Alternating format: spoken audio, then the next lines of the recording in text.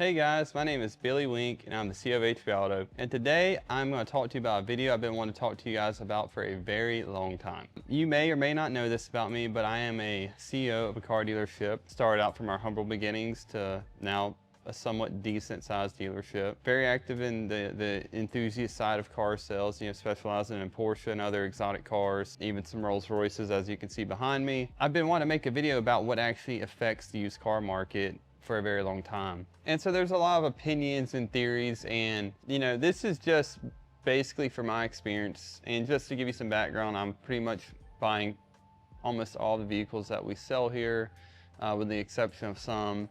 I'm always watching what the cars are transacting for on the wholesale side of things, and then also like on the retail side of things. So I have a pretty good indication of what's going on and what affects it. So basically, I'll kind of start and I'm just going to work you guys through each step of this. So the first thing, in my opinion and experience, what affects it is the auction.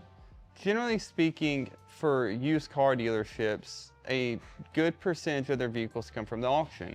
Now, most consumers hear the word auction and they automatically think that the car is just a piece of junk and it's a horrible car and it's just leftovers. And that's not always the case. There are people that specialize in just buying cars and they're only looking to make a small profit. In fact, it's gotten to the point where DuPont Registry now has a division that just buys exotic cars and other types and makes, and their goal is to buy as many cars as possible and then turn around, take them online to Manheim and sell them in one day. And they sell several hundred cars a day, and their goal isn't to make 20 or 30 grand a car.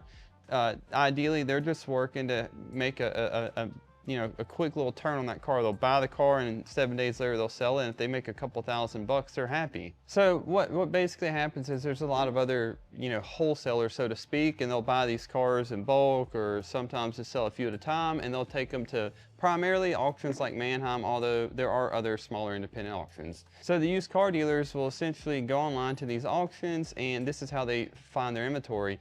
And in most cases, especially like during the prime seasons right now, the prices fluctuate. So like during this season, prices are usually up because generally used cars, they're not all exotic highline cars. So they're gonna sell for quite a bit of a premium during tax season because people get tax returns, they have money for down payments, etc. But what is one of the key factors in driving up prices is a couple things. One of them is just, demand, right? So if any constraints happen in new car inventory, another thing is like lease returns and whatnot, that will basically limit the amount of cars going to the market, kind of like what happened with COVID, and drive the market back up again. Well, you'll notice if you're in the car market every single month and day watching it, this time of year, the values go up because there's less cars at auction, dealers are paying more money. So let's say the dealer buys this car behind me for 50 grand. The normal retail price is 55 grand, but now they're buying this car during a supply shortage and they're selling a lot of cars and people are paying, so they pay 55 for this car. Well, then they're gonna turn around and list it for 60. Well, one person doing that isn't going to affect the market, but when there's a large constraint across all of the markets and thousands of dealers or hundreds of dealers are doing this, now you're going to see 100 dealers buying the same cars for more money than they used to, and then therefore they're going to list online for a higher price. And they're doing this because they don't have inventory. And what will happen too is a lot of these dealers will panic buy. What does that mean? They don't have enough cars, and car dealers make money by selling cars, obviously. People are gonna say, well, yeah, but if people don't want to pay the price they're asking for it, how do they make money? Well, they have the opportunity to get a trade-in vehicle. So they have this car behind me. Let's say it's, again, the market's 55. They paid 60 or 55, they're listing it for 60. Consumers here to buy the car, I only want to pay 55, but I have a trade. Okay.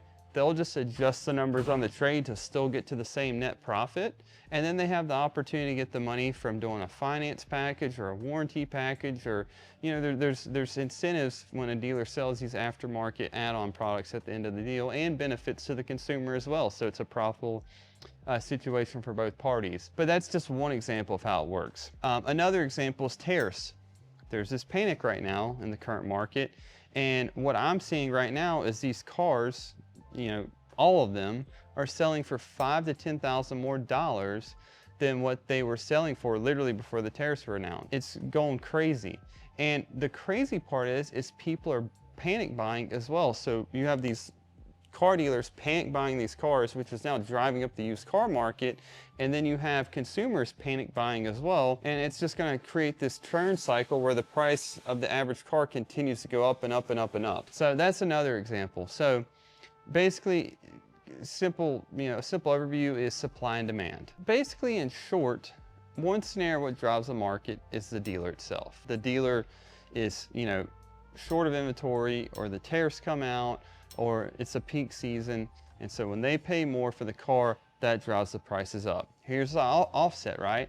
Let's say the dealer does this and then demand stops. Right now, because we are about approximately 3 million cars short of what we were prior to COVID, there's still somewhat of a car shortage. Not like what it was, but somewhat. Consumer says, well, okay, I don't agree with this price. So let's just use this car again as an example, the Rolls-Royce.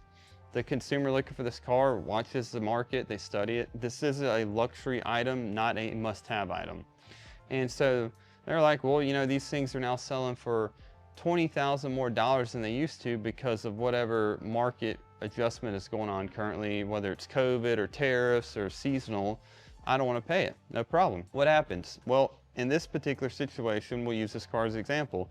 It's not like a Toyota, right? With a Toyota or a Honda, you've got a couple colors and a couple options. On a Rolls-Royce, a Porsche, a Ferrari, McLaren, or Lamborghini, you have hundreds of options and ways to set up a vehicle. So if this car has, adaptive cruise, a starlight headliner, lane change assist, a special paint package, a special interior package, and certain desirable features, and the car sits online for 90 days, with these types of cars, it's not like the conventional dealer model. Conventionally, a dealer says, hey, I have to turn this car as fast as possible because there's thousands just like this car, other than maybe a couple of options.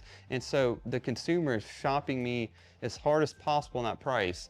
They're looking for the cheapest price and the best options. With these cars, that's not always the case because there's so many options and there's limited availability. You don't always have that option. So if you have a very high spec car, and a car like this, and there's only 25 cars on the internet at the time, and you have a one-of-one spec, you don't have to push for that, because what happens with these cars, your business model operates different. Some cars, we've sit on cars for 200 days before and made a 20% return. And with this business model, you have to be okay with being able to sit on these types of cars, because when you're having luxury items, sometimes there's just one buyer and that's all it takes to have the perfect car, and they don't care what the price is, they're willing to pay it. So that's one scenario how this works in the luxury and exotic car market. Another scenario is this. Let's say there isn't a buyer for it. Well, what will happen in the exotic market where there's only 20, 30 cars available? So we'll say there's 30 2017 Rolls-Royce race for sale in the entire country. Car sits for a year and a half or a year, and they don't sell it. They'll turn around and send it to auction. Some of these dealers will say about half that sell these cars are just starting out, or maybe a smaller dealer, and they don't have the capital sit on a car like this, because you do have, in some cases, a floor plan, or maybe you have all cash. That's more rare in this industry. But there's a lot of mix of people that have a floor plan and cash inventory. And for those that don't know, a floor plan is just a line of credit. All that means is they have a line of credit to hold these vehicles, but it's customized for vehicles, not like a conventional line of credit where it's just unsecured. And so the bank gives you guidelines that says you can keep the car for 90 days. After that, you have to pay an X amount of dollars towards the amount financed. And by day X, you have to pay the whole thing off. And then some will let you refinance it at a lower amount, or some will say, no, you're done. You have to sell a car or whatever.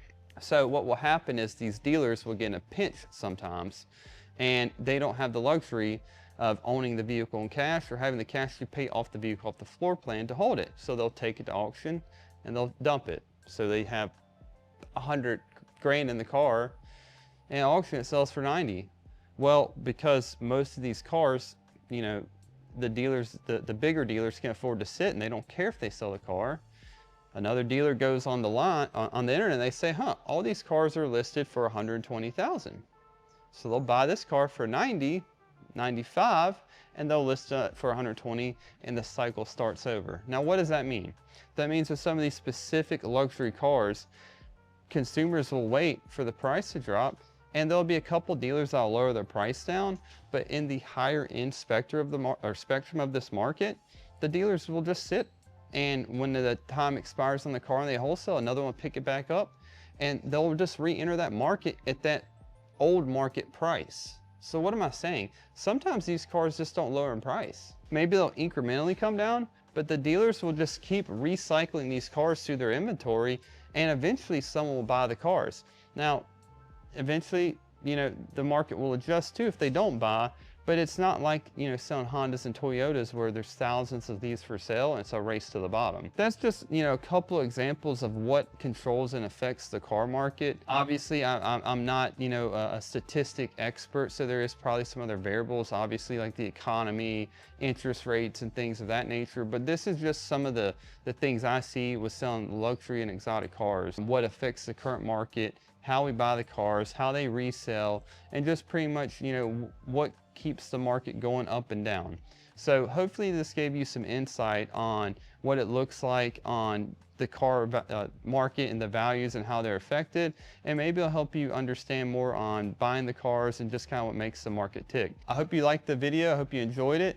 And if you have any feedback or like any other information or have any other questions in regards to the car market or exotic cars or Porsches or anything of that nature, comment below, like and subscribe. Thanks for watching.